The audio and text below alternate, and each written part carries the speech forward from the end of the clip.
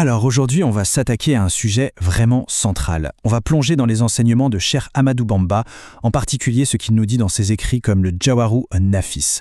Et le thème, c'est un des vices les plus corrosifs pour l'âme, le mensonge.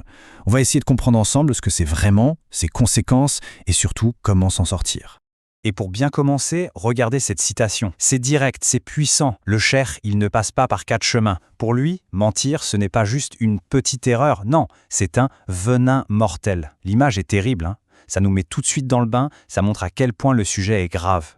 Bon, voilà comment on va avancer. D'abord, on va définir les termes, histoire de parler de la même chose. Ensuite, vous allez voir, il y a une subtilité juridique assez étonnante. Après ça, on va plonger dans les conséquences. Et elles sont lourdes.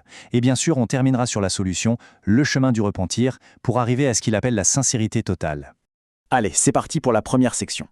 Pour vraiment saisir de quoi il retourne, il faut commencer par la base, les définitions, telles qu'on les trouve dans les textes.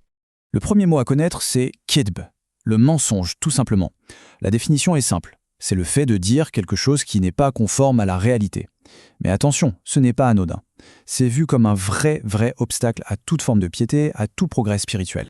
Et puis, il y a un autre concept très proche, la namima. Là, on monte d'un cran dans le vice. C'est la calomnie, la zizanie. Il s'agit de rapporter les paroles de quelqu'un, non pas pour informer, mais avec l'intention de nuire, de créer des conflits. Et là, l'expression « venin mortel », elle prend vraiment de son poids. C'est un poison pour les relations humaines. Maintenant, on aborde la deuxième partie. Et là, franchement, c'est assez fascinant. On a tendance à penser que le mensonge, c'est noir ou blanc, c'est toujours mal. Eh bien, la jurisprudence islamique, elle, amène des nuances qui peuvent surprendre. Regardez-moi ça. Il y a carrément 5 catégories. On a le mensonge louable, par exemple pour tromper un ennemi en temps de guerre. Il peut même être obligatoire si c'est pour sauver la vie de quelqu'un. Il est jugé permis pour réconcilier des gens qui sont en conflit. Ensuite, il y a le blâmable, vous savez, le petit mensonge blanc à un proche. Et enfin, bien sûr, l'illicite, celui qui n'a aucune justification valable. C'est incroyable de voir comment le contexte peut, en apparence, changer la nature de l'acte. Mais attention, grosse mise au point du cheikh Ahmadou Bamba, qui suit l'école malikite. Et ça, c'est vraiment le point clé. Pour lui, malgré toutes ces nuances juridiques, l'opinion authentique, la plus juste, c'est que tous les mensonges, sans exception, restent fondamentalement mauvais. En fait, ces catégories, ce sont des exceptions qu'on tolère uniquement pour éviter un mal encore plus grand. Ce n'est absolument pas un permis de mentir. Bon, maintenant, on va parler des conséquences. Et le mot cosmique n'est pas exagéré, vous allez voir. Là, le ton change. Parce que l'impact du mensonge, ça va bien au-delà d'une simple dispute entre voisins. D'abord, les conséquences ici, sur Terre. C'est simple, le mensonge détruit le tissu social. Ça crée de la division, de la haine, ça brise la confiance. Mais sur le plan spirituel, c'est peut-être encore pire. On parle de noircissement du cœur. C'est une image forte. Le cœur devient comme opaque, insensible à la vérité. Et c'est vu comme un signe d'abandon divin. Et ça, ce n'est que ce qui se passe de notre vivant. Parce que les conséquences dans l'au-delà sont décrites comme étant encore plus terrifiantes. C'est là qu'on prend vraiment la mesure de l'acte. Alors, accrochez-vous parce que les textes décrivent une scène à une échelle cosmique. Quand quelqu'un ment, le mensonge ne s'évapore pas dans l'air. Non. Il est décrit comme une entité qui monte, jusqu'au trône divin. Arrivé là-haut, il se présente et dit « Je suis le mensonge d'une telle ». Et à ce moment précis, dans ce lieu suprême, Dieu et tous les anges maudissent celui qui l'a prononcé. Et la sanction ne s'arrête pas là. Pour chaque mensonge, un seul, les anges inscrivent 70 péchés. Vous avez bien entendu, 70 péchés pour une seule fausse parole. Et pour qu'on comprenne bien le poids de tout ça, il y a une comparaison qui est donnée. Chacun de ces 70 péchés pèse, spirituellement parlant, aussi lourd que la montagne de Uhud.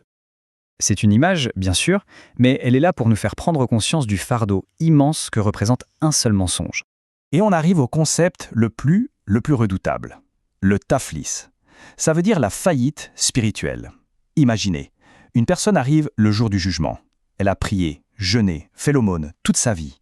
Mais elle a aussi menti, calomnié. Alors pour dédommager ses victimes, on prend ses bonnes actions et on leur donne. Et si ça ne suffit pas, on prend les péchés des victimes et on les met sur son compte à elle. C'est la banqueroute totale.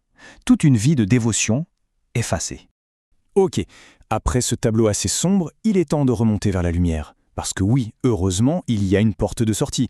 Il y a un chemin pour se purifier de ce poison. Ce chemin, c'est le repentir, la taouba.